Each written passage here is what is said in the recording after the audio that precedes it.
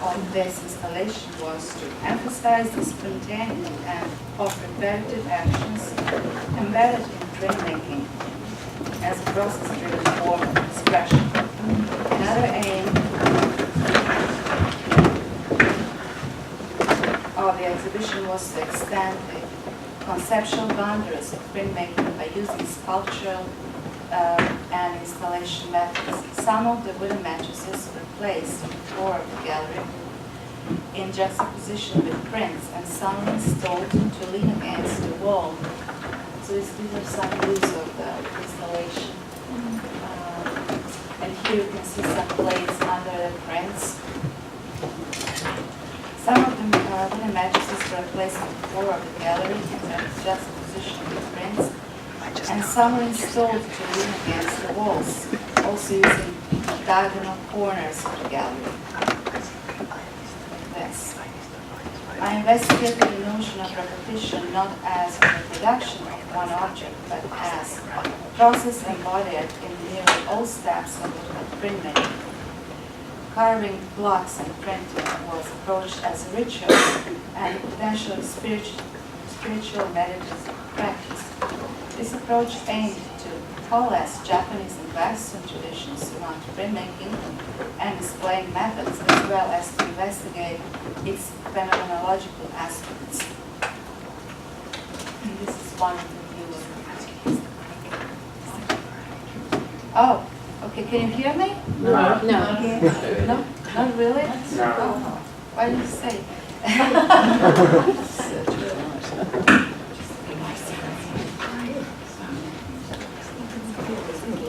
Okay, I'll try to speak louder. The mic's not on. Yeah, it's not, yeah.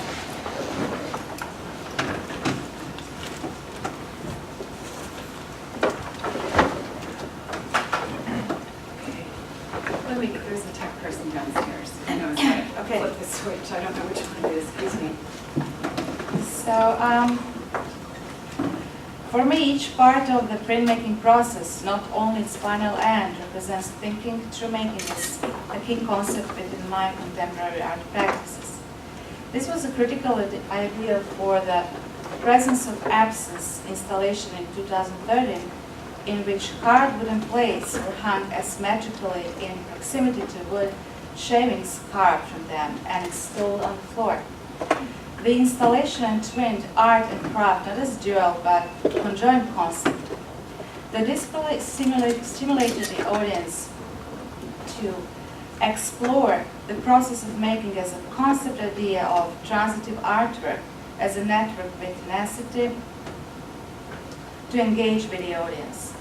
By creating a carpet of shavings, presence of absence installation pointed towards the idea of impermanence.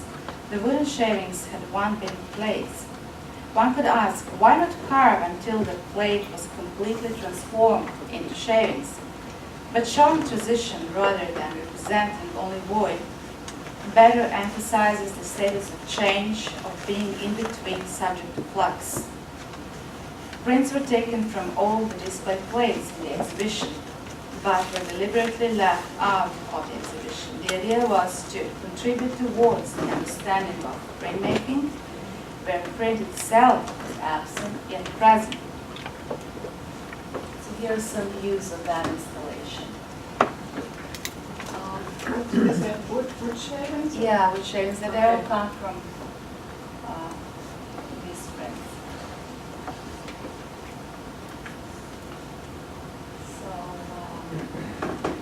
That was George Fraser Gallery in Auckland, New Zealand.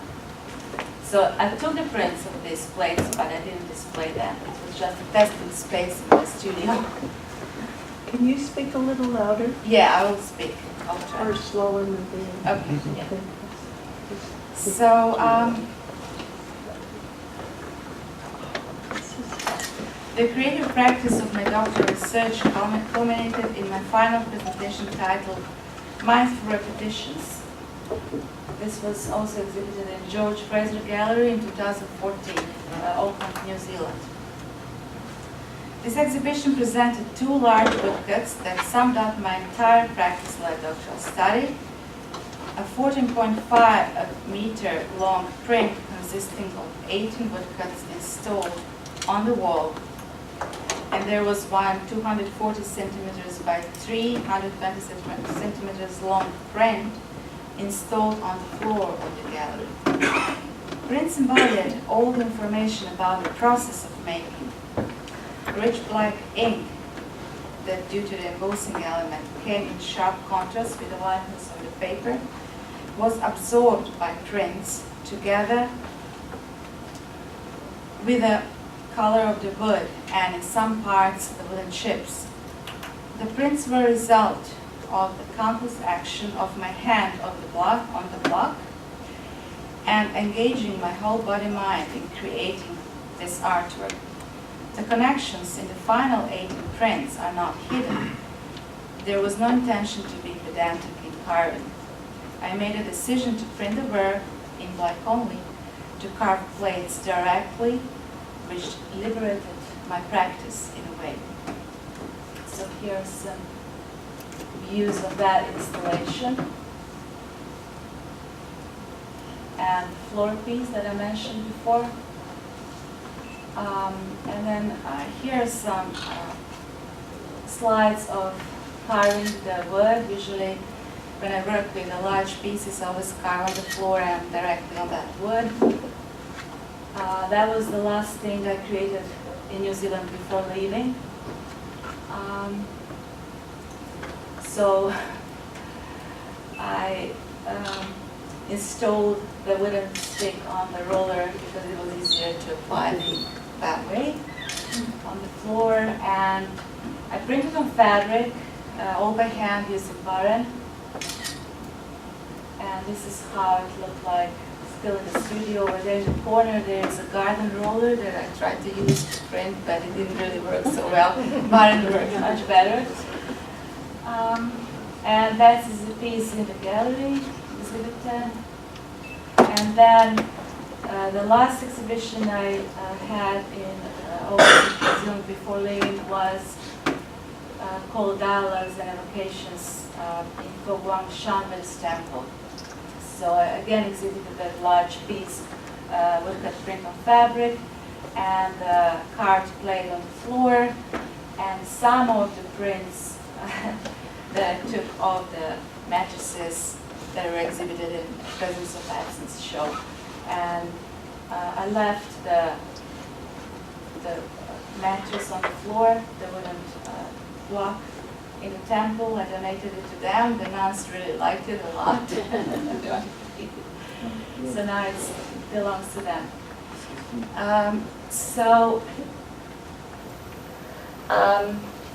Oh, here it is, and we are nearly at the end, and I was looking for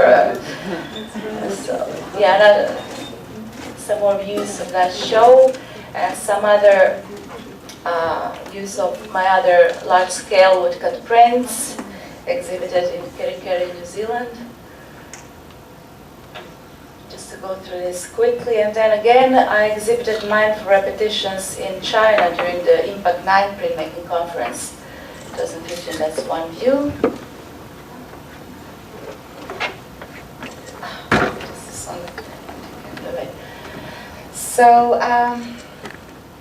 So since 2015, even though I continued with creating large-scale woodcuts, my practice took another shift. I've moved to Guam. I live on Guam now and teach at the University of Guam. I use Caligo-safe wash non-toxic printing inks, and I print all blocks by hand, rubbing the back of the paper using, so these are some of the new carvings I created over there in my new studio in Guam. Some blocks, prints and blocks. So I started with a cycle of prints. I continue calling the black prints, a work that connects to the notions and themes previously explored through my carvings. Over the past year, however, I again include color in my prints. So these are some views. So I started to include color in my prints again, mixing and combining relief with entirely printmaking methods. These prints involving color serve a topic I have long been interested in, in particular now, when again living in yet another and different part of the world.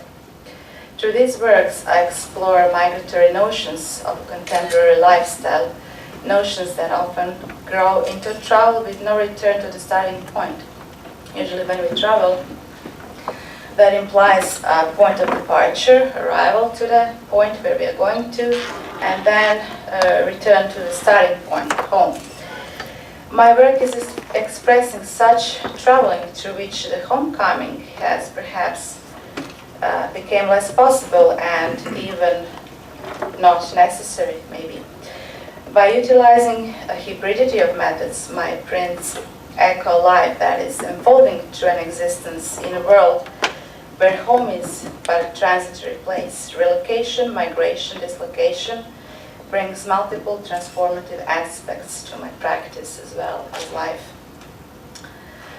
So, I will conclude this presentation with Louis Kamnitzer's thought that informed my thinking around the practice. Making prints is a task. Art seems to be a miraculous byproduct. He emphasized a way of thinking through processes of making while using printmaking techniques to realize conceptual objectives. How to reclaim printmaking as means and not as a goal in itself, he asked in 2010.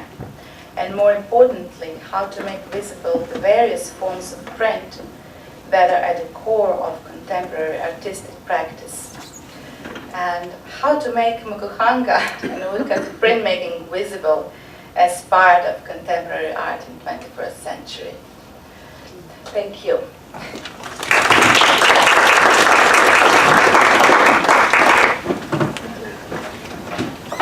Do you have any questions? Yes. Just a technical question. Yeah. Some of the work that's on paper, I believe. How are you installing it? How are you adhering that to the wall? Is that magnet or skin?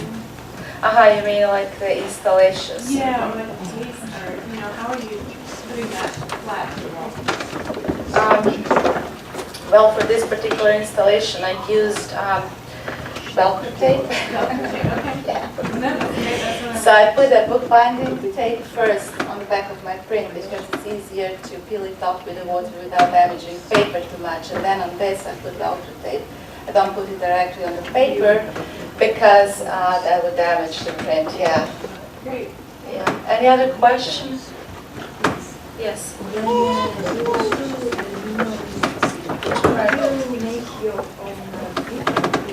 Yes. I did. I learned to make paper. I stayed there for 3 months and learned Japanese method of paper making. And yeah. So that's that thing that I created in my first print installation. I didn't make that paper. This paper is really thin and it's really difficult to make. It's a roll of paper they use for calligraphy usually, and I use for woodcut printmaking to create this installation. Any other questions?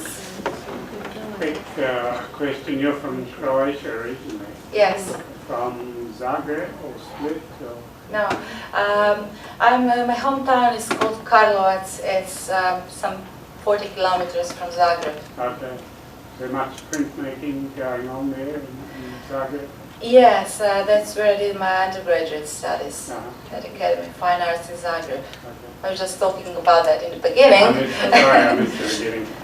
Once again? I missed the early part of it. Yeah. So yeah, I graduated in 2002 from the Academy of Fine Arts in Zagreb. I did printmaking there and learned Western printmaking methods.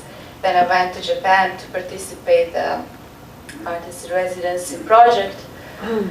Where I learned paper making and got in touch with Eastern aesthetics and deepen my interest in woodcut printmaking in particular, after which I went to Tokyo, University of the Arts to do my master's between 2002 and 2005.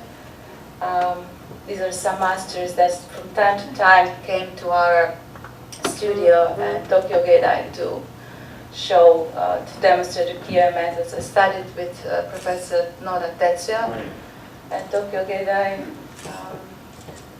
So I'm just quickly going. So that's the piece that I did there in Mokuhanga. The work I graduated with. And then in Korea after that, I sort of like tailored and took the knowledge that from Tokyo Geidai to sort of like continue with my idea of creating print installations and detaching the printmaking from the wall. So I created that outdoor installation with prints on fabric. It looks like a flag. Some Mokuhanga I did later on, and then throughout my doctoral studies I really extended the scale of my work and decided to print monochrome. This is a Mokuhanga installations all printed by hand. I use my blocks also as part of the installation. Yeah, I was also wondering what, I saw this before, what kind of wood is this? Yeah. That's a plywood, China plywood. Yeah, I could get really good wood in New Zealand, but now that I live on Guam, it's a little bit difficult to get all the materials. I have to import everything. I know you see. Yeah. So, presence of absence, I don't know if you saw that. Yeah, that's okay. So any other questions? Yes. What type of paint are you using? So for all the Mokuhanga prints, like the unlimited resonance of repetition, I used sumi ink. Oh, you did, okay. Yeah. So sumi ink for all this prints, and then, but later on, in my mindful repetitions, I combined really Eastern and Western methods of printmaking, sort of embraced the heritage that I have with the knowledge that I attained on my way. So I use, because I'm interested in non-toxic printmaking and ecologically informed practices, so I use Calico safe wash inks, and these were all printed by press. But I was talking how abandoned edition making and more focused on printmaking practice, woodcut carving as a sort of spiritual meditative practice, and abandoned creating and just directly cutting in the wood and immersing in that repetition of the movements and of my hand and my body on the. How large are these? So this installation is 14 by 5 meters long. No, but the individual pieces. Individual piece, there are 18 prints. Right. One print is 80 centimeters by 120 centimeters. That was the size of the press I had. Press bed. So, and I used BFK paper for this installation, not Japanese handmade paper, like I did in my first installation. So, yeah, sort of like doing different things, printing on fabric as well, but using IRENE to print. Any other questions? Is that with the roll or is that sumi? No, that's also Calico safe wash, not toxic. So it's a Relief printing ink. bit thicker. Yeah, yeah, I wanted really sort of darker black ink. You need that on the surface, so if it's too Yeah. big, it's just going to run. Right, Yeah. yes. Further questions? Or? Okay. Thanks. All right, thank you. Thank you very much.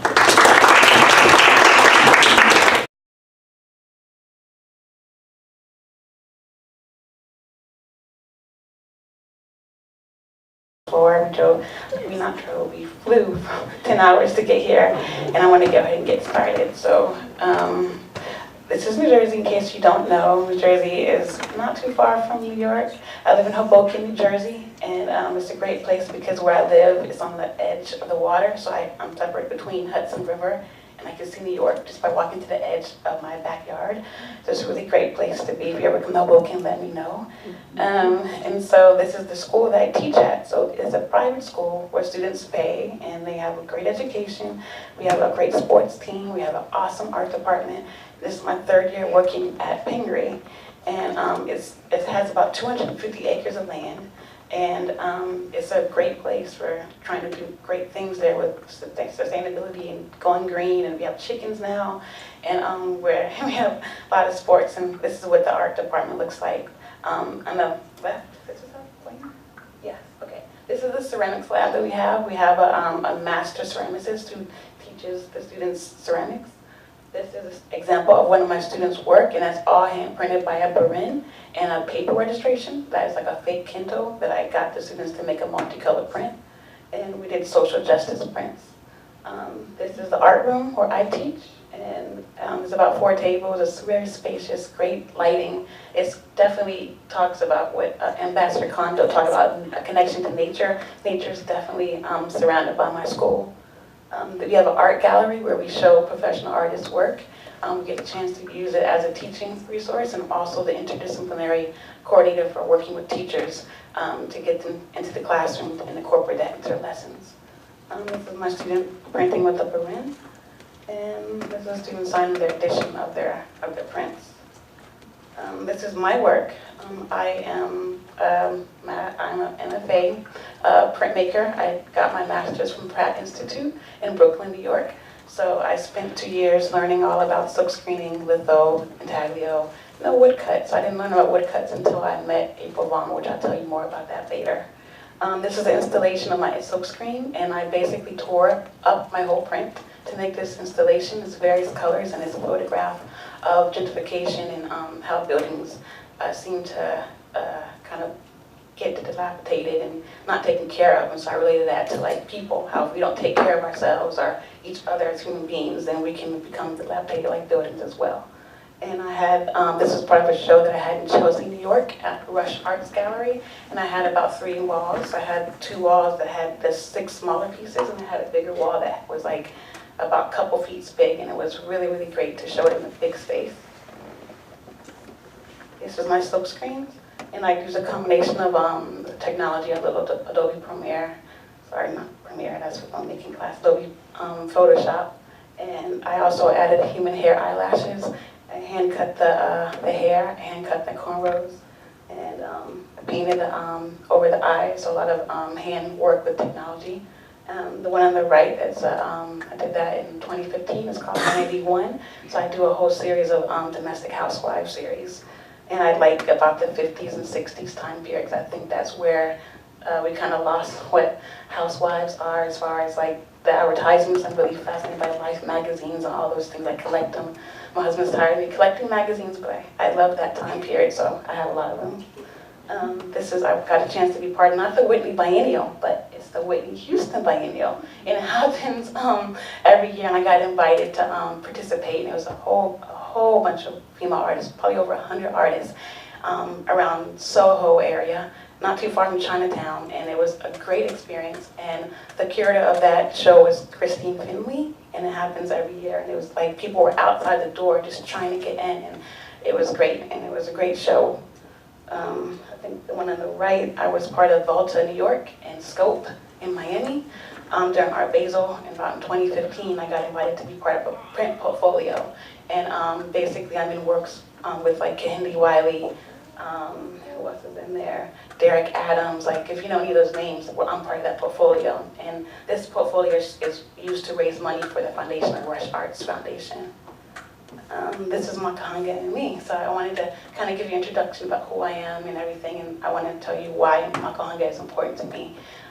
When they had the call out for everyone to submit their proposals to present, I said I had to be here because I got a chance to be part of MeLab in 2015. I had a chance to work with Keiko for about a month, and she was like my mother away from home. Like she would boss us around and tell us to clean up the house on Sundays, and she would come looking for you. You're out too late. Where were you at? Like you know, she was really making sure that I was safe, and so. During that time, I got a chance to understand the Japanese way of life, like nature and like no TV, right, and no radio. So it was just all about the experience of learning Mokuhanga in Yamanashi. This is April. That's my first time I met her in 2012. April said I stalked her, but I think I did not. She got a chance to be part of Nagasawa, Keiko's earlier projects, and I was looking for artists that could teach me about woodblock. I tried to apply, and after I got to grad school, but I didn't get in. I got through the second round, so I was so close, because I had a relief background, but I didn't know a lot about woodblock. And so I felt like it wasn't my time to go. And so then I researched and I found that it was one of the USA artists and she was in New York. So then I started to research her and I think I might even found her phone number. I called her. I was like, are you gonna be at the Botanical Garden? I wanna know more about Mokuhanga. And then she's like, yeah, I'm gonna be here. So she gave me the date. She didn't even know who I was. And so I went and I found her at the Brooklyn Botanical Garden and I was, you know, you can see I have my notes or something, and she showed me, and she said I was asking so many questions, but I was just so excited at the fact that she was in New York. I can learn about Mokuhanga through her, and we developed a relationship. I took her class like 6 times at the Lower East Side print shop. I was a renter there for about 5 years, and I took her class there, and every class I'd always learn something new. I didn't care that it was the same syllabus. I didn't care if it was the same information. I felt like I wanted to better myself as an artist. What is this? Code. Where's the technology person? Maybe you can just close it. Okay. Accept. Okay. Cancel. Yeah. Okay. And so this is my first Mokuhanga print. As you can see, my first print, it was very basic, but it had at least about 3 colors, and it didn't have a background. So I didn't want to start off to, bite off too much more white and true. So I just focused on the figure. So it was just a blank background. And this is my first class, and this is me at MeLab. This is probably like week 3.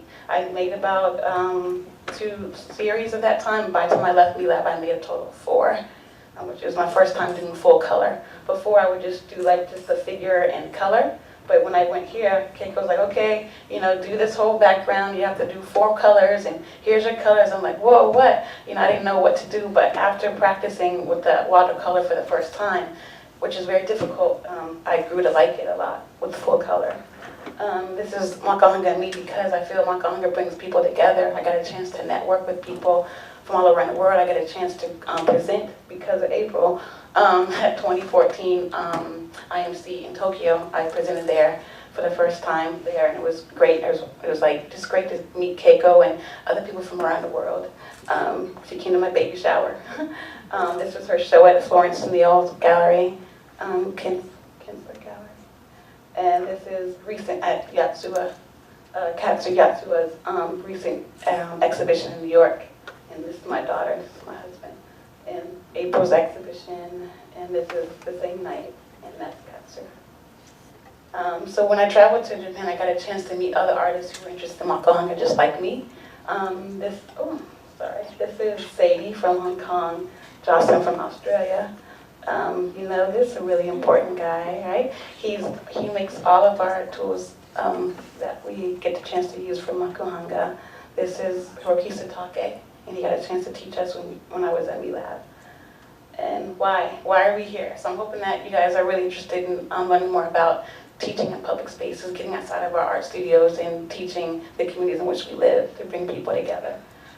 So the importance to me, I feel like what you guys can relate to as well, is that it preserves the art of Mokuhanga if we get outside of our spaces and bring demonstrations or workshops to people outside of where we create work. Self-promotion, you can promote yourself. When you get a chance, you can network with other people, pass out your cards, let them know what you do, and it's a good way to promote you for other jobs. Connects communities. So we all know everyone's studios does not look like a Picasso. I don't have them here, but Alexander Calder, you have Frida Kahlo, you have Georgia O'Keeffe, what gives you mood to, and Keith Haring. And these are some of the artists that inspire me. But maybe your studio looks like this. Maybe it's not a celebrity studio, but maybe it's a place where you create your work. But it's important that we come out and you see the benefits for yourself and for the community. So when you're in your space, right, let's pretend that you are in one of these big spaces or a small space. Or maybe you're in a space that everything's everywhere, but you can find it, that's fine, you can find your tools. But in your own space, you're able to concentrate, you're able to have no interruptions, you have a quiet space, you can produce without anyone being around, and you have privacy.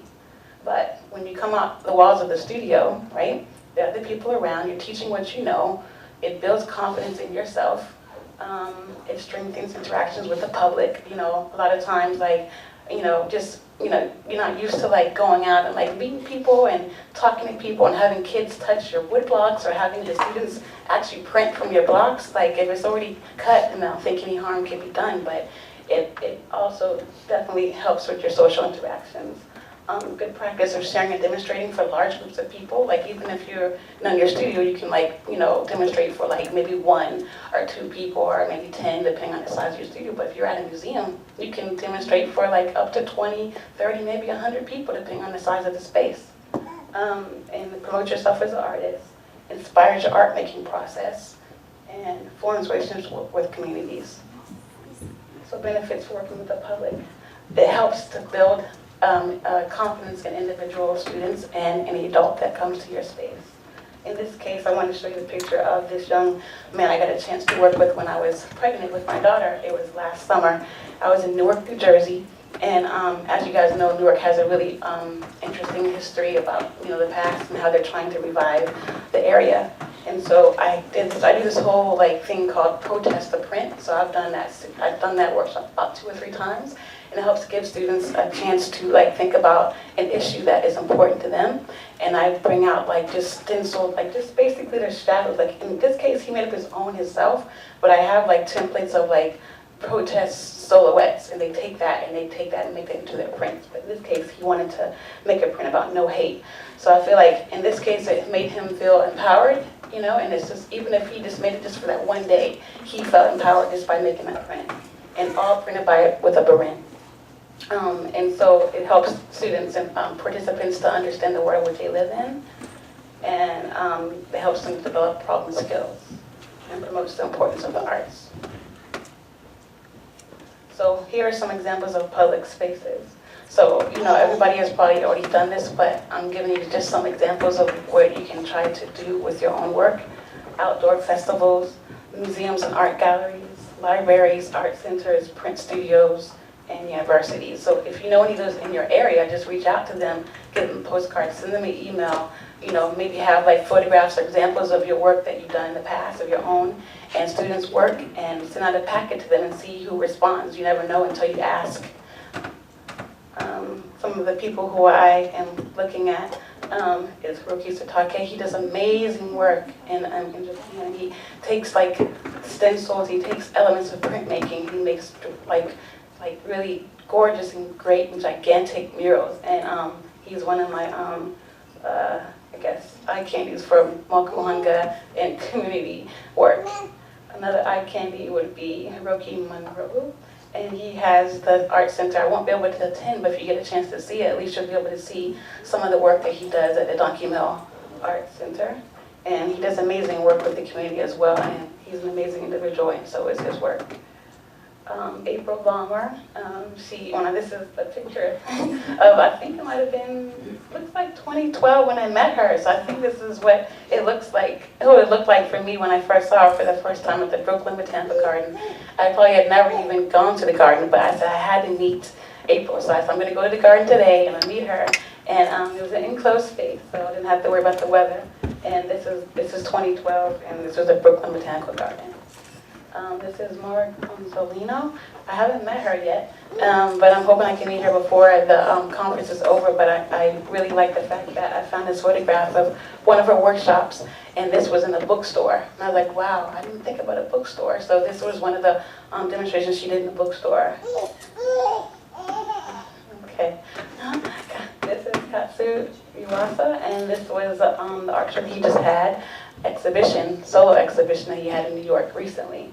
And this was in the Ronin Art Gallery, so he did a demonstration in the art gallery. This is Florence Neal, and I got a chance to talk to her about this photograph. I told her what I found, and she's an artist from Red Hook, New York, and she has Kempler Space, is that correct, April? Yeah, Kempler Space, and art gallery, and that's where she does all the work, and she also promotes other artists and has shows and auctions to raise money for her own organization. And she got a chance to print in a garden in Italy. So if you want to know more about that interesting space. You can talk to Florence now before the conference is over. So navigating. Now, it looks all peachy clean, but there's a lot of things that go with working with spaces, because things can happen and you just deal with them as you come to mind. So what's the purpose of the workshop? That should be the first question you ask yourself. What's the purpose of a workshop? Who will be in attendance? Will it be children? Will it be adults? Will it be mixed ages? How many people? Those are some questions you should ask through email or by phone conversation before you even set up your workshop. What is the budget? You have budgets from maybe like $200 to like maybe $75, but I think the most important thing is that you have a set of your own supplies that you can recycle and reuse, so that even if the budget is small, you can work with whatever they have, depending if they can get enough for paper, right? You can always have your own ink, but paper, and you have your own rinse, you don't have to throw that away, you keep using it over and over. So I have a big bin in my basement.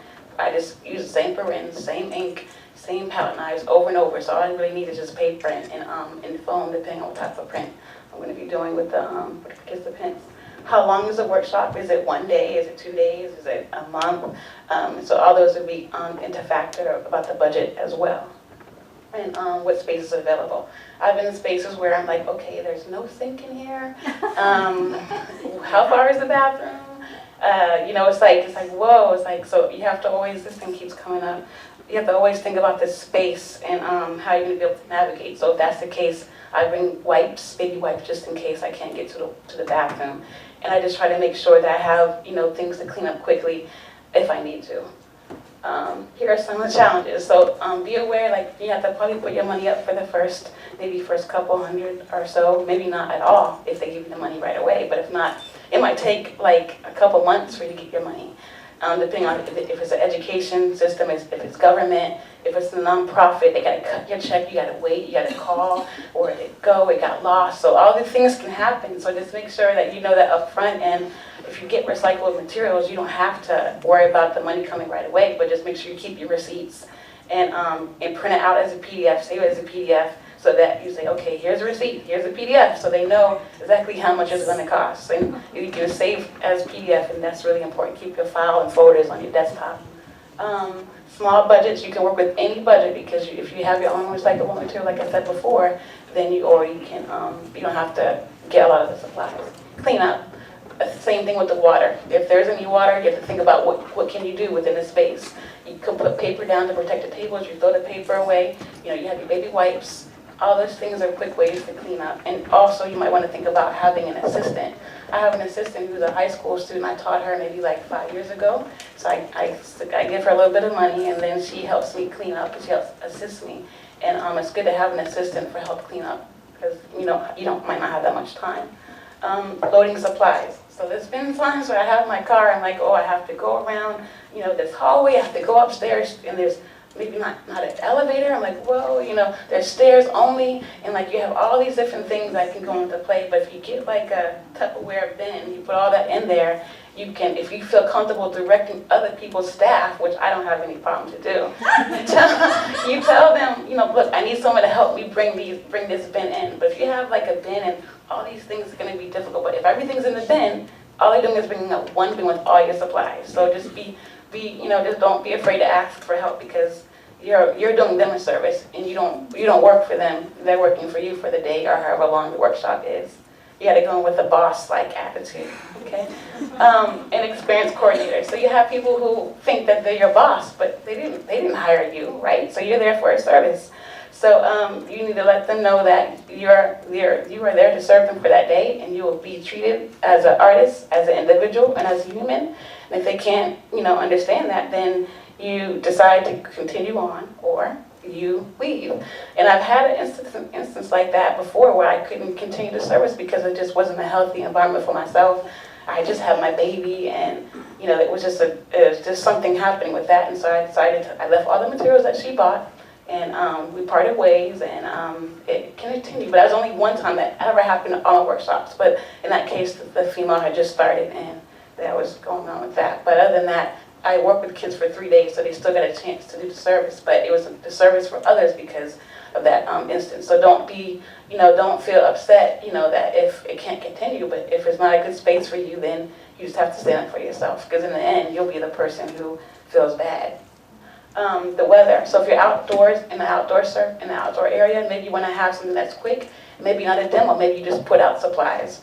But weather can be a big changer if you're not prepared for rain or hopefully not snow. When it's snow, we have a lot of snow in the north, but just be prepared, look at the weather, and be prepared. Low enrollment, you might not have enough students, but it doesn't matter if you have 5, 4, 3, 2 children or 2 adults. You make it seem like this is really important. You take your time with each individual. And I had maybe 5 kids in one class, and the little boy said, "This is the best class I've ever had." He was so excited. So that for that time, it was really important that that this service was happening for him.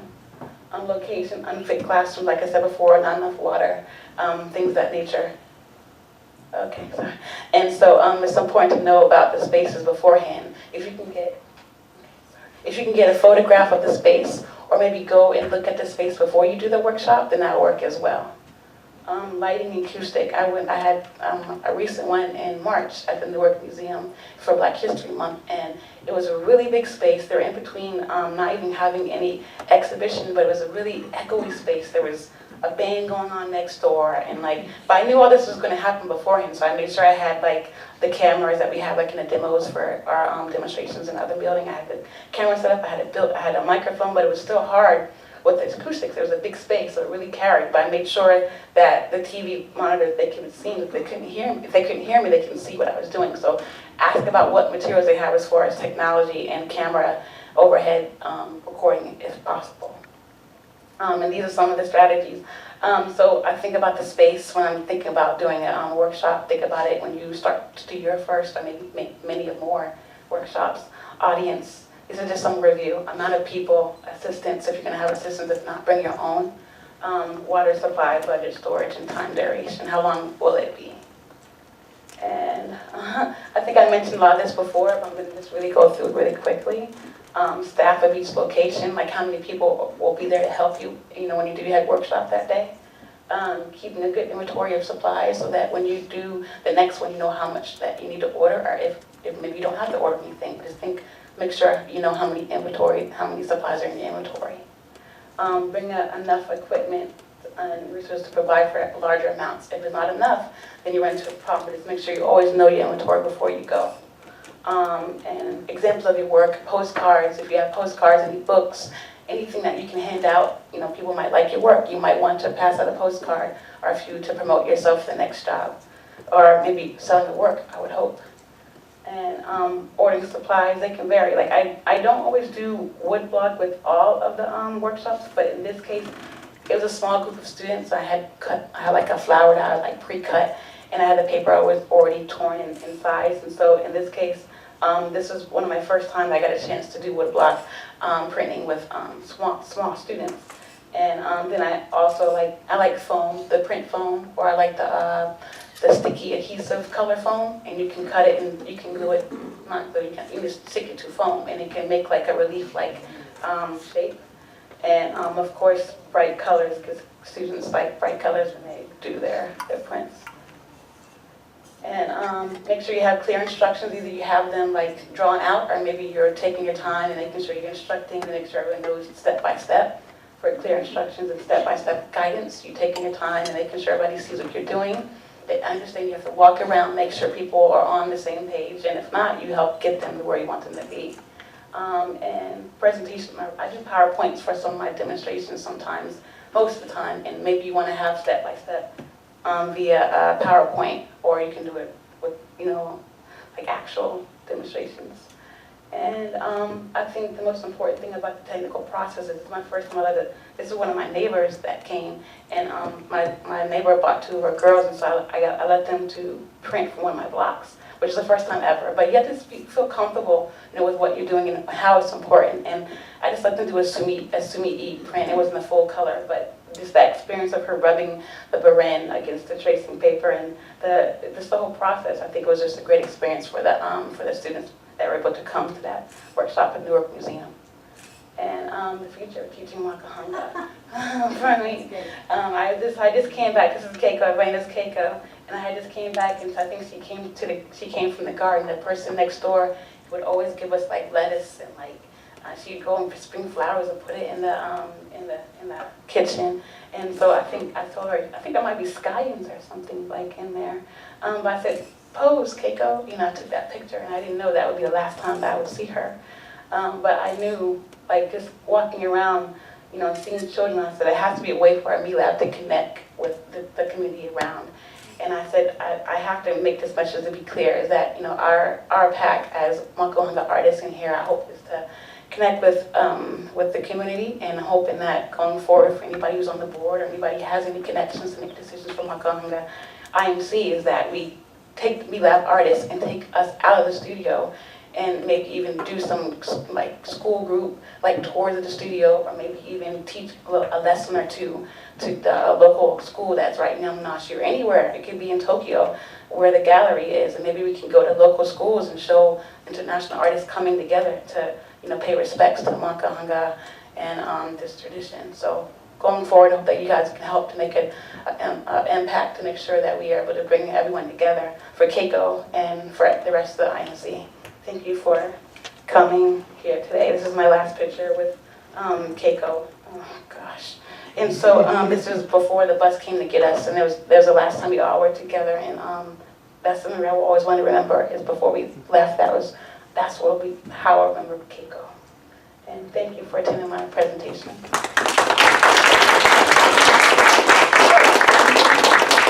Thank you. Anybody have any questions? Like, you want to say anything about anything?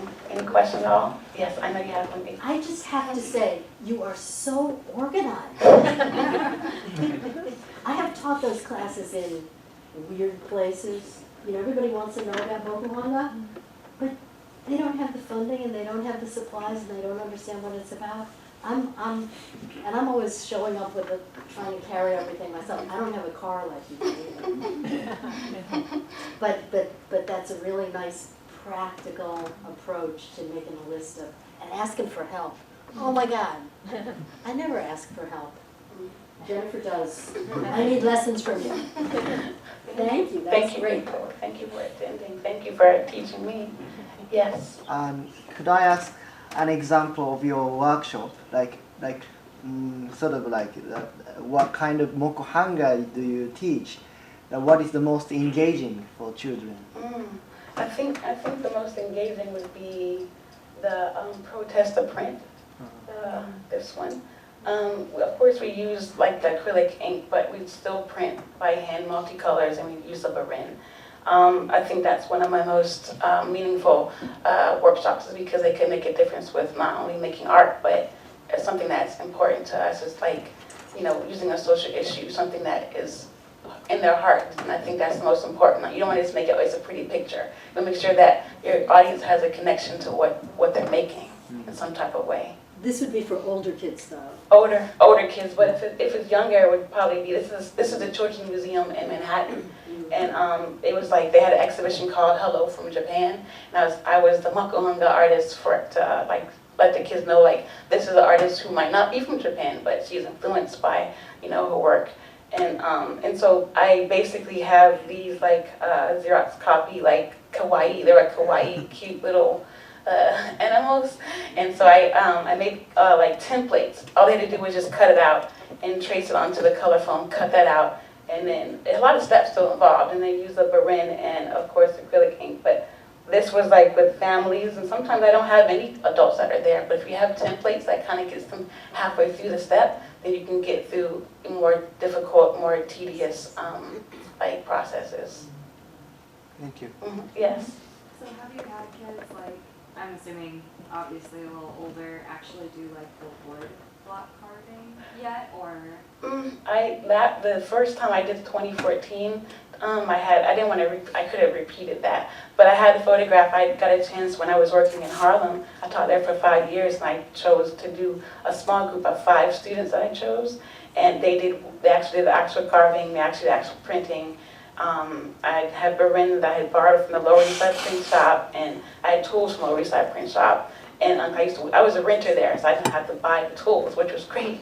But they knew me because I was already a renter there. So if you already have a relationship with wherever you practice, they can let you hold it for a day. You know, if you've been paying your rent, then why not ask them to borrow a couple of supplies to help children? Who's going to tell know to children, So just make sure you have, information like who you're trying to serve and why it's important, and, type it up, and then maybe they'll let you borrow. But definitely, it was a Harlem when I had those photographs. If I give you information, I give you, so that you see the PowerPoint I had from back then. How old about were That was high school. High school. Yeah. Okay. Yeah. Any other questions? Yes. For your kids classes, I always avoid doing those community classes with kids because I have a 4 and a 6-year-old and I know how chaotic it gets. And so, what's usually about your size that you limit it to when you do those types of little kids classes? This was interesting. Good question. It can be a little chaotic, but I don't mind the chaoticness because as long as your tables are organized, then it doesn't matter if there's 20, 30 kids in there. In this case, the Children's Museum of Manhattan, I had 2 assistants. My husband was there, of course, and so there were tables, and in this case, they couldn't just go to the inking table. It was full. This class was full. There were adults there. Sometimes there might not be parents there, but if you have assistants in the room, then you might not need for adults to be there. But I had kids that were like, this. Look at this little boy. He looks all of maybe 3 or 4, but he's cutting. So I think if you get the parents involved in assistance, then I like chaoticness as long as you're organized. You can't be unorganized and then you have chaoticness. So I think it's all about preparing in advance. And before this came, there's a lot of work went into planning this. I wanted to know the space. He sent me a photograph. I sent the manager how I wanted the tables to be, how this would be set up. So when I walked in, it was already organized and set up before I came. So do you actually, because then I also think about parents not wanting their kids to get messy. So do you, as a prerequisite for the signing up for the class, do they get some sort of a handout, make sure they wear clothes they can get dirty in, or you have to, No. Yeah. Well, I mean, I feel all over the tables. Yeah. Well, it was covered here, and that's a good question. But I think at the Children's Museum, you think about where you're going to be having a workshop. It's a children's museum. The kids are going to be messy, right? It's an art class, so they should automatically know this might not come out. You can always say in the beginning, if they want to leave in the beginning, they can. But if it's a children's museum, something that's for children, then you can't expect children to be nice and neat all the time, because you know how long that lasts. Not very long. Thank you. Any other questions? Thank you for coming.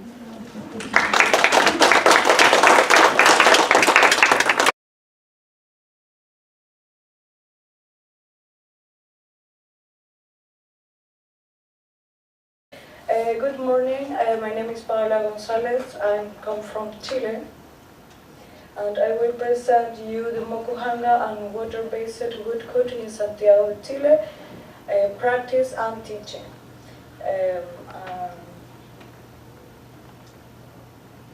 I'm teacher of art in schools, master in education, and developing the website www.xylography.cl, good code printmaker artist. This is my blog, where are my works. This is a presentation of our research in progress about non-toxic good talk techniques and Mokuhanga teaching and practice in Santiago de Chile. The main questions are the following. Where is the knowledge coming from? Whom is teaching? Whom is learning? What materials are being used? Where is the knowledge being transmitted? The main place where this research is developed and are non-toxic good talk techniques at school, workshop in studios, and engraving art college classes. This research is developing both through teachers' interviews and direct observation in this same place. Well, excuse me for my pronunciation. I am Spanish speaker. The sample considers 14 classroom activities at the schools, 4 of the most important good cut downtown studios, and 3 university good cut courses. These presentations only takes on view 3 schools, 1 studios, and 1 university good cut course. All they're limited by the using non-toxic techniques. After it is a specific educational experience description practice with elementary students who applied water-based ink over MDF matrices at a school and uses their print result in a sort of a game whose aim is to strengthen the cultural learning's identity throughout my educational research. The educative project is based on a Japanese educational policy following my master's degree thesis research titled Cultural Learning and developed in the scholar community.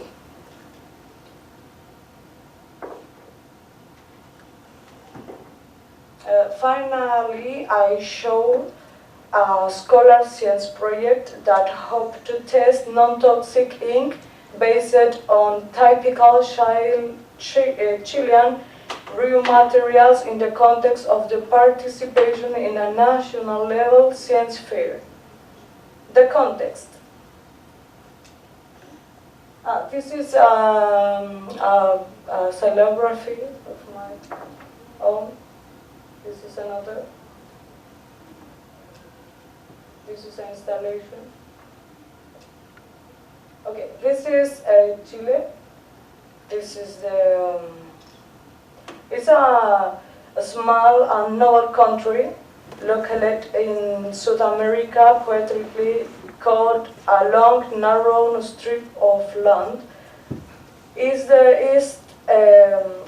east, there is the wonderful Andes, and in the west, we can find the Great Pacific Ocean. Therefore, it has been somewhat insulated from cultural changes, and there was also political dramatic issue. 73 military coup in recent time.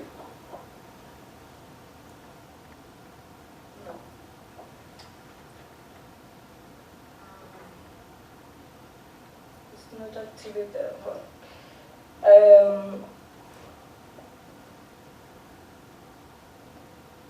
In recent time, that has caused great social upheaval with consequence until today. In 1973, Art and Philosophy College were closed.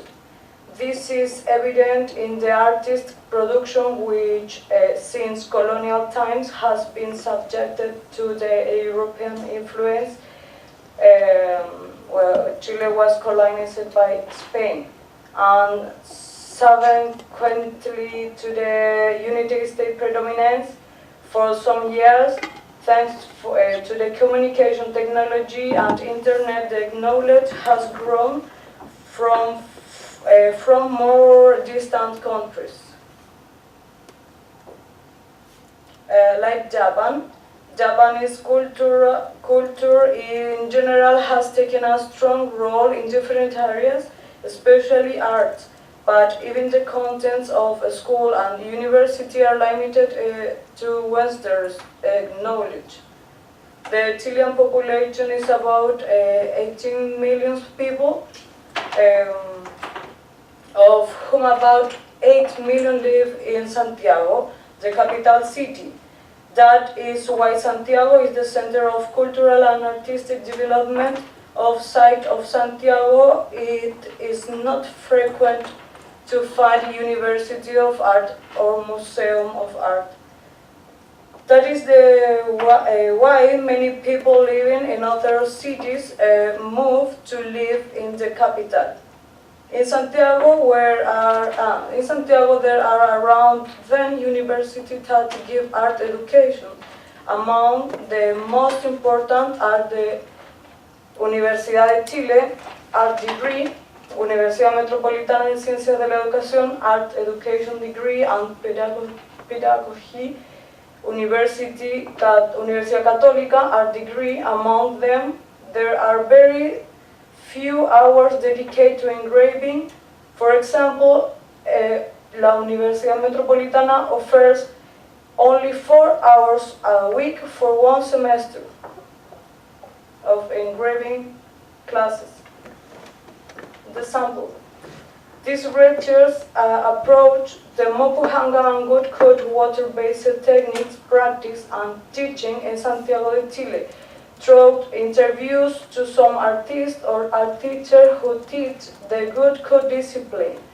Most of school art teachers learned good code discipline in the university using the Western mode. That implies the use of toxic transmission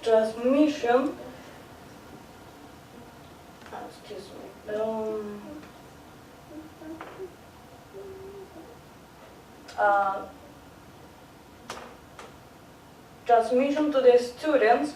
This way is difficult to practice due to the characteristic of these materials. The non-toxic way is used too, but the teachers have not learned about it. So their work is usually improvised using ink for shoes, or has better option taken is watercolor, commonly on MDF surface, with which the best results are not obtained. Printing is almost always done using the wooden spoon over regular paper.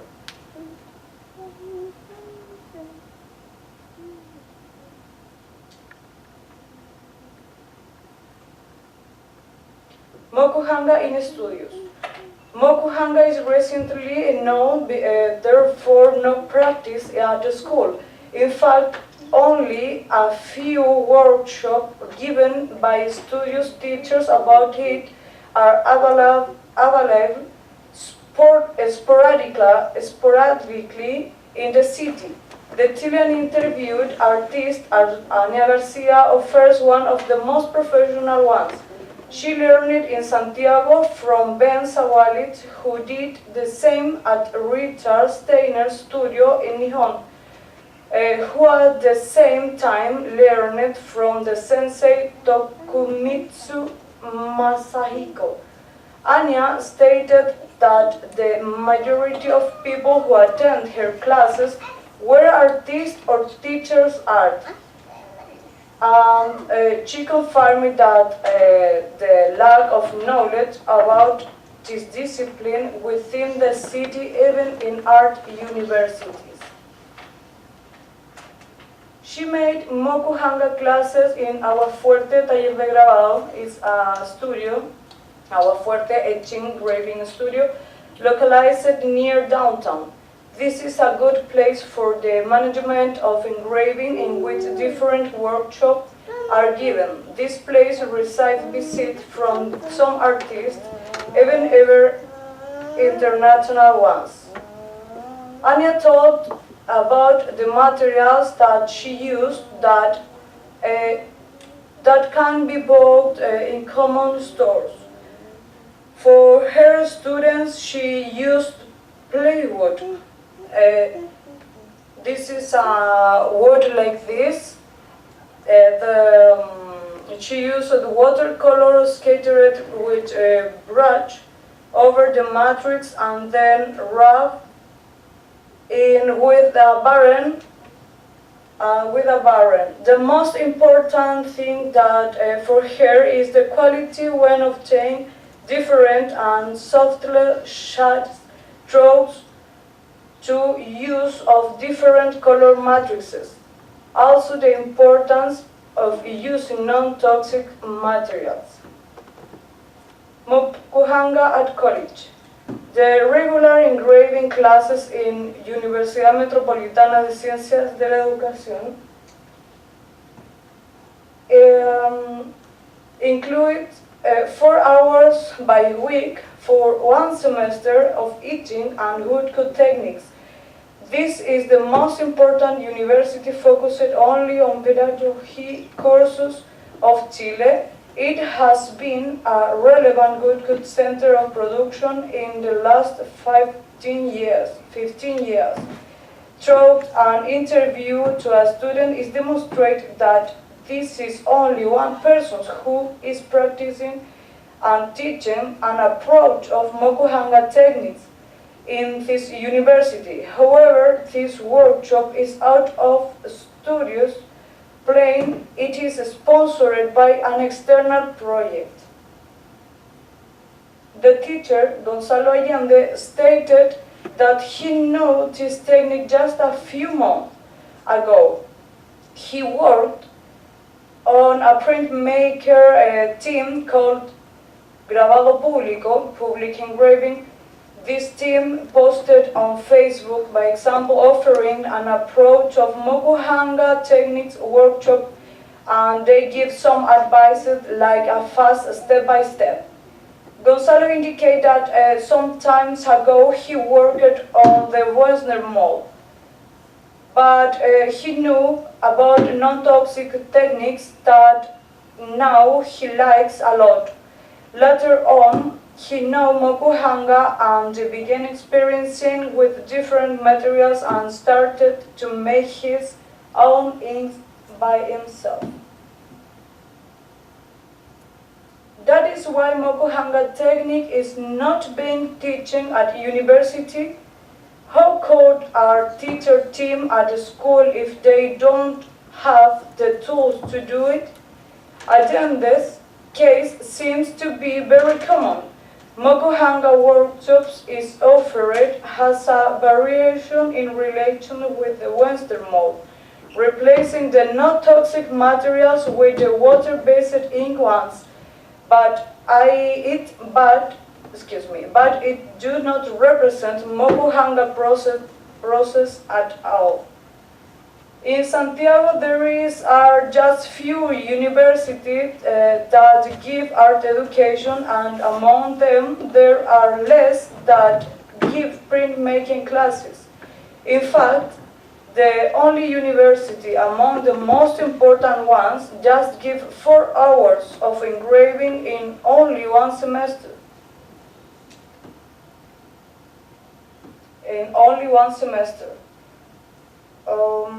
The other university give elective classes in which students can choose engraving course or not.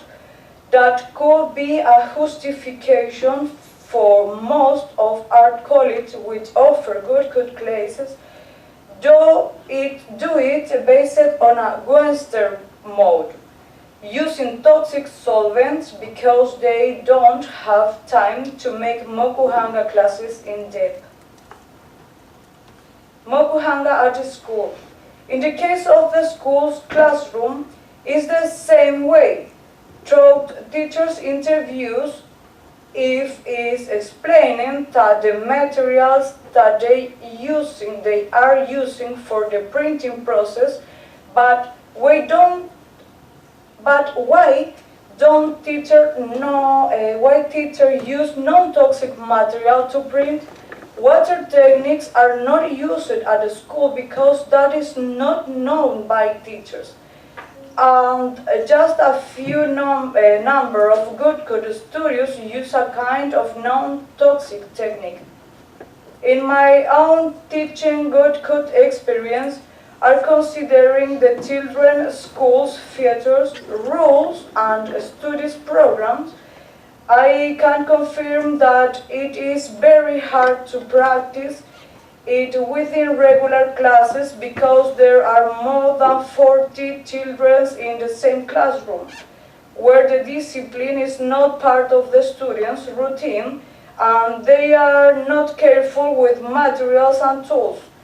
In fact, there is very common that theft of materials. The art are not considered as a fundamental area of knowledge.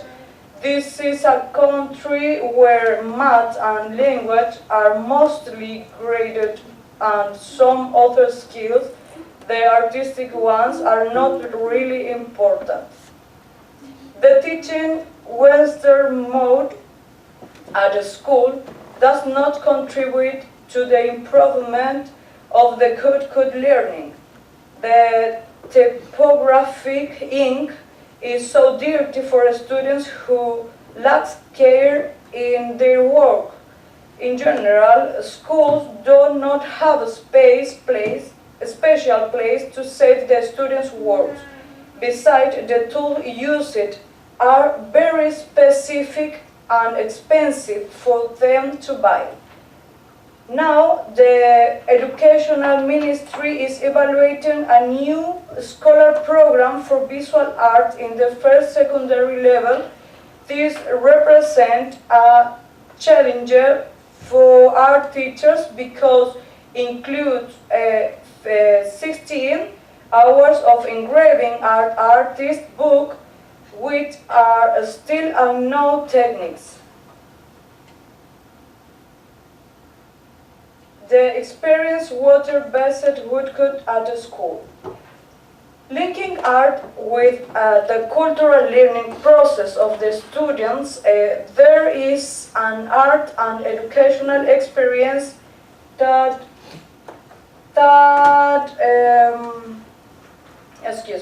There is an art and educational experience that complements the research, aprendizajes culturales y desarrollo de la comunidad escolar, cultural learning and development of the scholar community with the students' artwork. This research was based on Japanese educational policy executed in Gunma Prefecture. It was called Gunma 15. This policy covered 2,056 elementary schools, instilling 50 desirable behaviors by the community to the students. This project is being applied to around 18 students between 6 and 8 years old of the first elementary grades. The same 3 good cut matrices were given to each student. One matrix corresponds to an image of kawaii character and 2 others are images of their clothes. In this activity, the children take water-based ink and they apply it over each matrix with a brush. Then each one obtains their own copies on paper. Afterwards, the students cut around the character and their clothes to generate game objects. I have here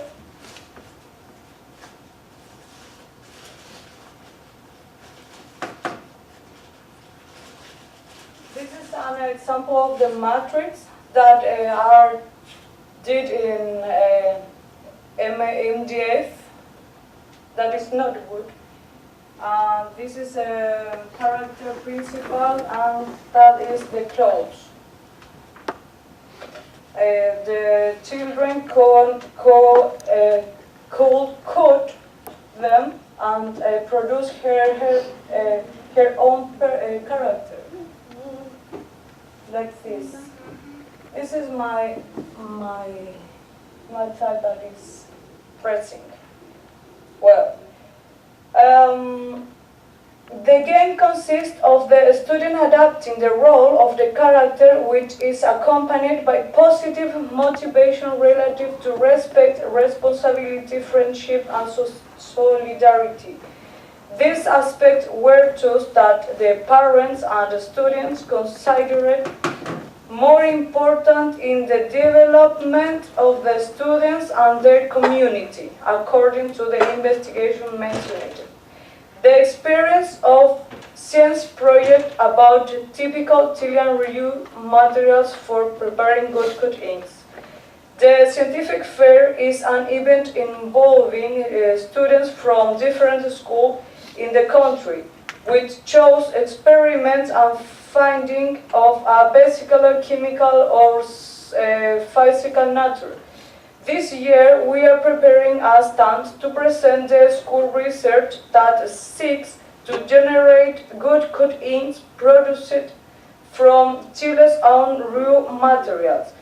The copper tinting capacity is the first experiment to be treated this fair and the result of the investigation done by two fifth elementary education students will be exhibited in the sample of national level during October of this year. And that's all. Thank you. A little.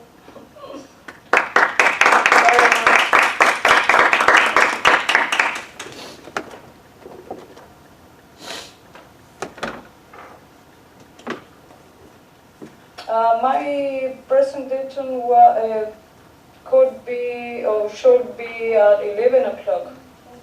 And the next one. Who is presenting next? Okay.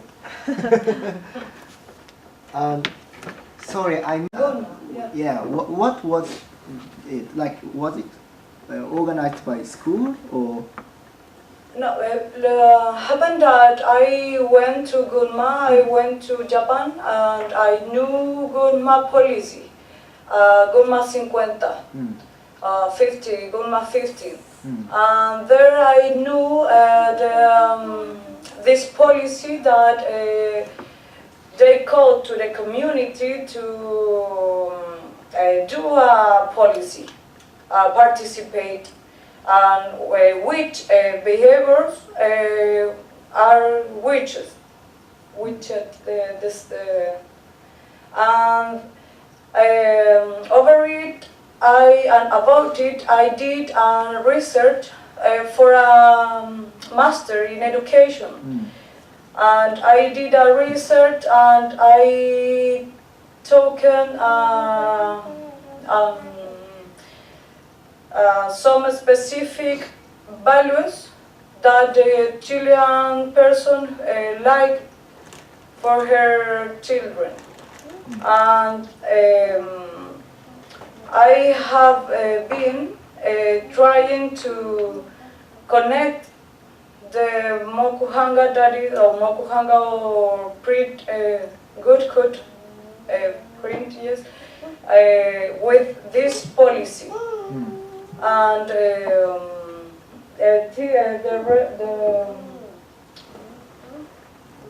and I find that this is a better form to do it.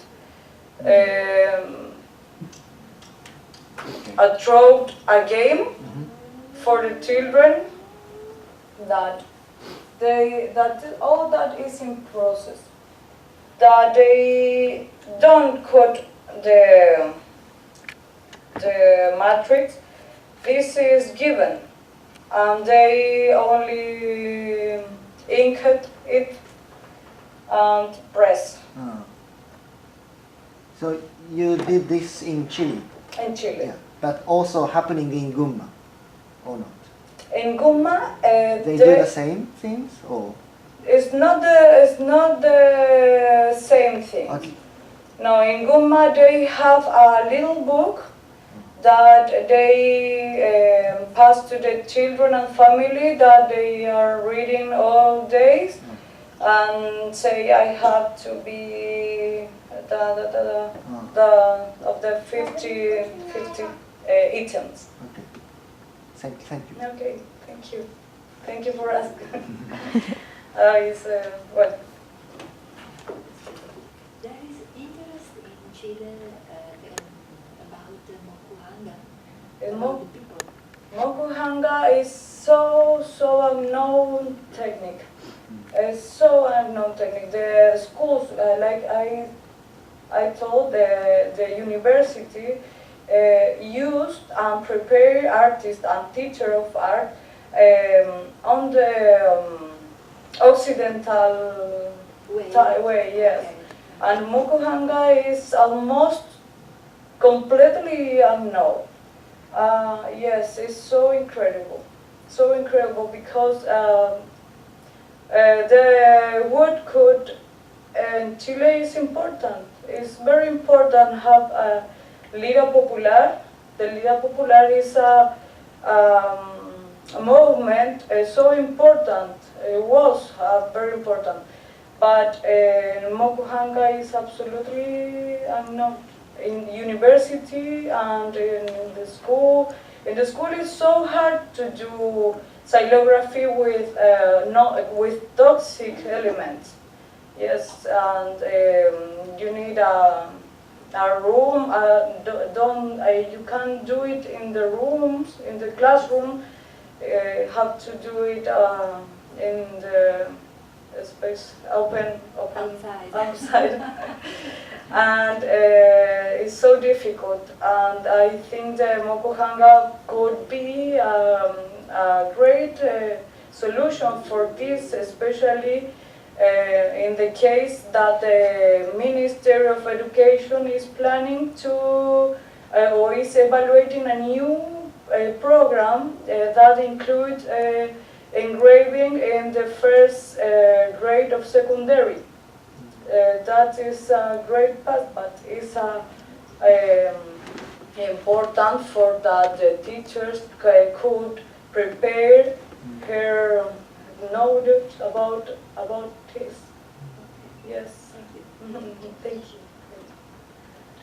It would be nice if you can invite people from the conference, like expert of the workshop, Oh, yes. to Chile. And, yes, that would be, yes, could be very, very important because the knowledge is, the art in Chile was so stopped in a minute because, like I told you, an military war, like in 1973, and in this time the School of Art was closed until 1992, and the culture was stopped. Yes, well, it was very, very hard. So you are a pioneer. You are like a pioneer. There are studios that offers Mokuhanga classes, but that I have researched through interviews to teachers or artists that give the classes. I have saw that is so primary. And the relation with the spiritual example of in the practice is inexistent. Yes. It's just the technique that because the Japanese culture is so strong too. Anime, the comics, and the food. It's most interesting, but technique, but the relationship about, between the spiritual practice and this system, no, nothing. Not yet. Thank you, thank you, thank you.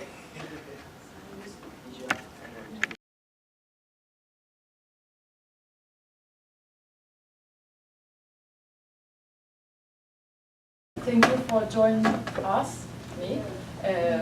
Because of all the morning was late, I wait maybe 5 minutes more because I would like to give other people the time to come here because of also at the choir room, all talking are delayed around 40 minutes. She just finished. I just came up from there. Ah, okay. I missed the last part. I thought it was in the sound.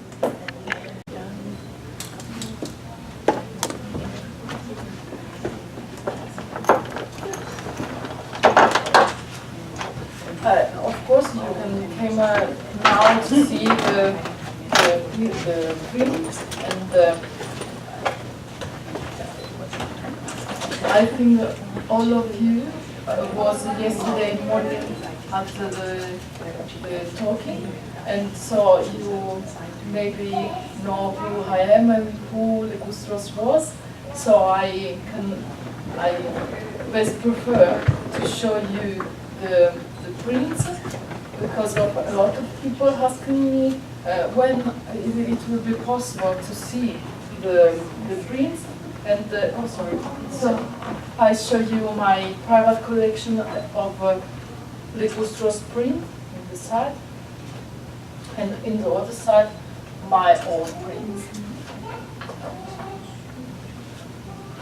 And if you want any information about techniques, I'm here just to talk with you, because I know artists are better happy with seeing something. Again, listen and talking about something.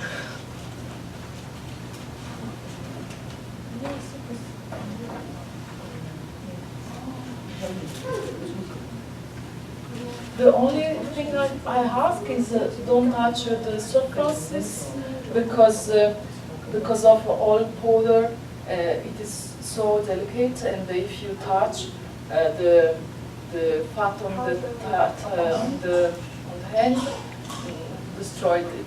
This one destroyed. Yeah, because of the paper doesn't.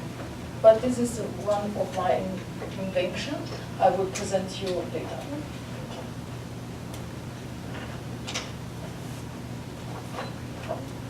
Are we allowed to take photos? What? Are we going to take photographs of this?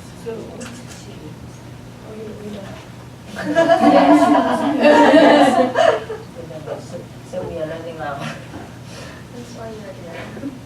This is all golden color. So this is also golden color? Not. Yes, this is golden. On the back is golden. Hanga? So you just use. Yeah. And the sun all inside have the silver. Sorry, not inside, the contour is silver. Silver ink. Not powder. Powder, sorry for my English. The background, you print the gradient. You print the gradient first. Yes.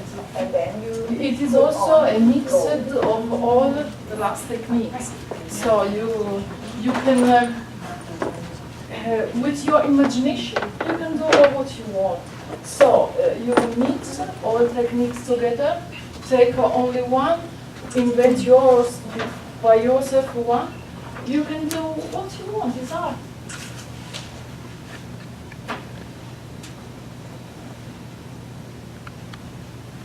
This is power. Yeah. This is the echo board.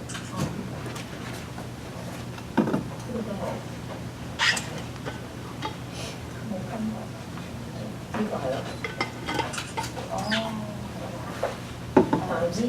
呢個我都係咁講。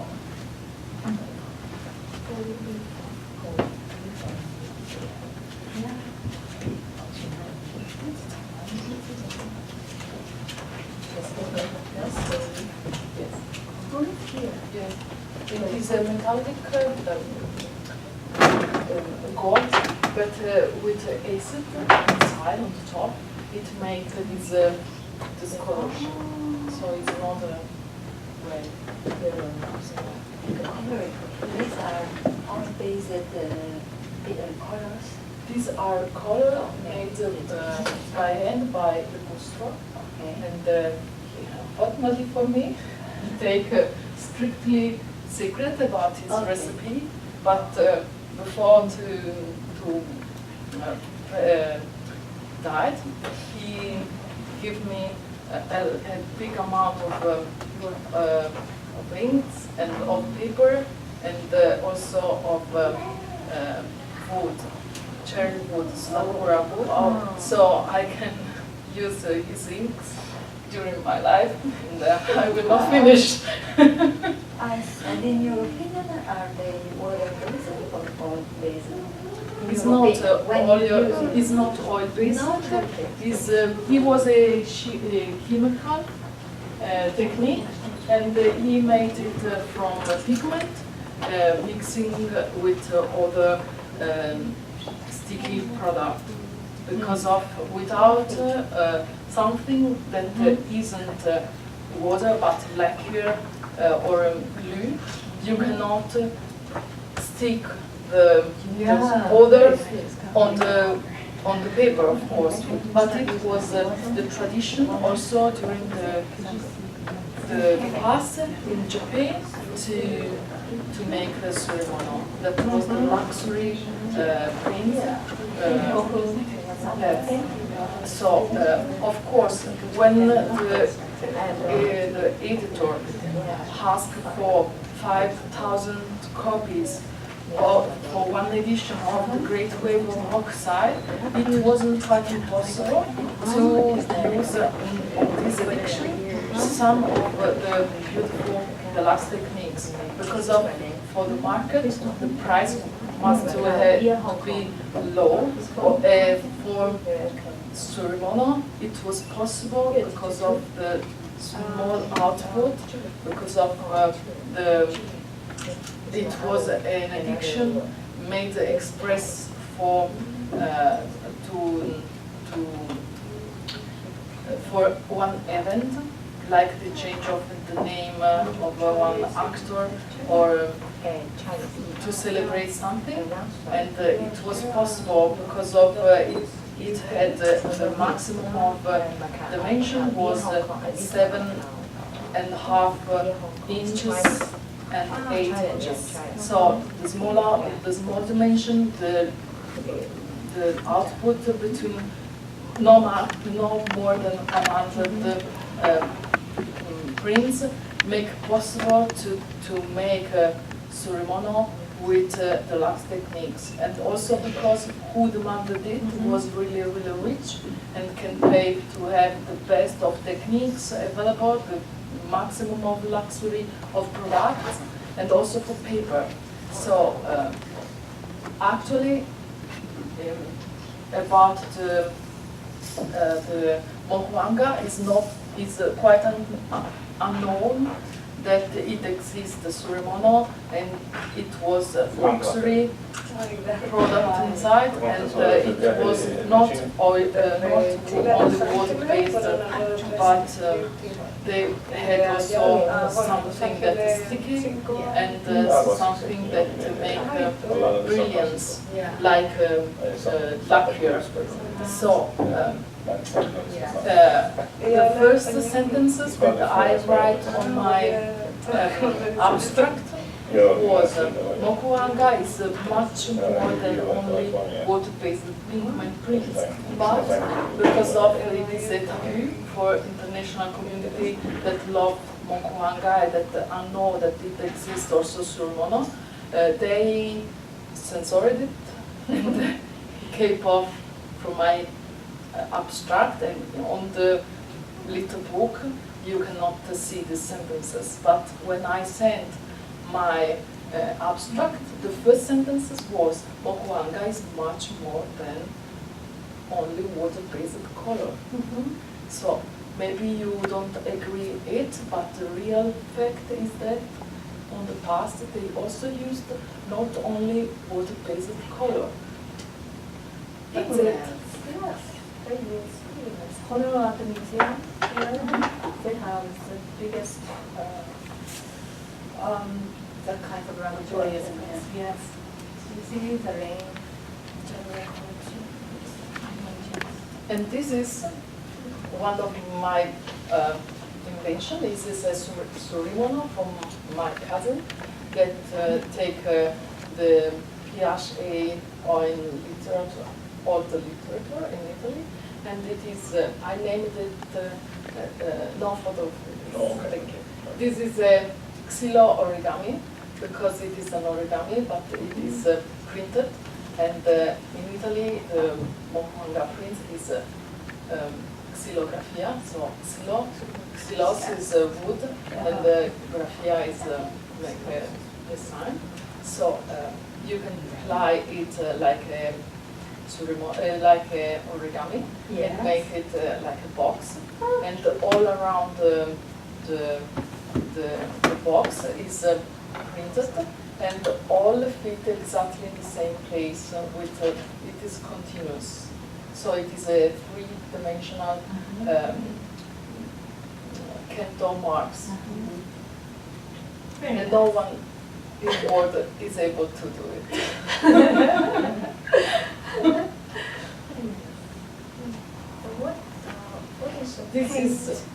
This is a technical paper, because in Italy we used to give some candies when you have a party. So I need to use a paper that you can take inside the candy, and also to do the origami. I needed a really thin paper, but enough strong to have 5 candy inside, so I cannot use the washi paper, because it doesn't match good for doing the 2 things. And the only paper that I did some different experiment, and it was the only one that works.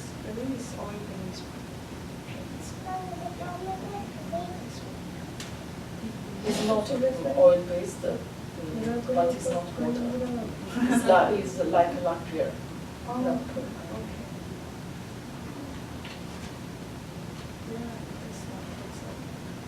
The lacquer that I usually encounter would be just red or black. That one is very colorful. But yeah, I have only 3: red, blue, and yellow, and I make by hand all color that you see. I haven't the blue, the deep blue, the pink, the purple. I try to have all my color from only 3. So you did need to use lacquer on print, yeah, to achieve that. Or usually is lacquer. And it is a technique to do tradition. You print like a color, but it is lacquer. So when you dry, it became lacquer. What is lacquer? What is lacquer? If you la lacquer, Quella che si usa per fare i bracciali in Giappone, loro usano la lacca. Non è una vernice, perché la vernice è chimica, la lacca non è naturale, esce dagli alberi e dalla shellac, shellac is la gomma lacca sono piccoli frutti tutti separati. Quello che io è che si scioglie. Shellac mixed with pigments. Oh, shellac, not lacquer. So it's not lacquer. It's in Italian, lacca is like lacquer, but in English name is shellac. It's like a glue, very thin, like a thin. From insects. Yes. No, it's from wood, from trees. That's lacquer. Yeah. That's lacquer. Shellac is from an insect. No. Quella che qui si chiama lacquer. Io sappia, la traduzione ufficiale è lacquer, quindi tu la trovi anche sui libri, si chiama lacquer. Però per sapere come è fatta. Fanno tutti i negozi la lacca. Lacquer Quella di origine vegetale. Quella tu devi dire la lacca con la che viene dagli alberi. A me è la data del gusto, she's adding pigment. Perché se uno dovesse cover the wood, usually Yeah, that's what I was wondering. What does that mean on the block? That was my question. Usually I brush the lacquer on the wood and then you also need to put it era un in the prodotto che veniva commercializzato per fare bracciali, scatole, così, ma for me, I know something like that, but I